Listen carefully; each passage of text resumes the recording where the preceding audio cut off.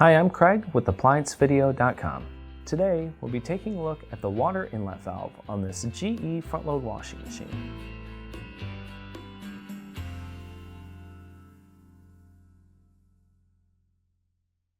Stop. Before beginning any repair, always be sure to disconnect the power to the appliance.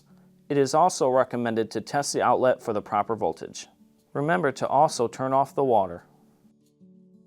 The main reasons why you'd be replacing your water inlet valve is if the unit is not filling with water, causing the cycle to not complete, or it may be leaking. Now, click on the link below to view this repair video.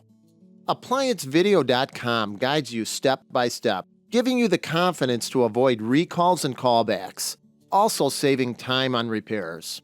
Whether you're up against an uncommon repair or the latest appliance on the market, our videos have been created with you in mind.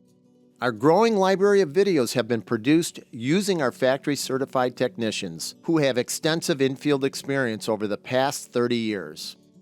ApplianceVideo.com provides high-quality repair videos that anyone can follow, regardless of their skill level. We are here to help.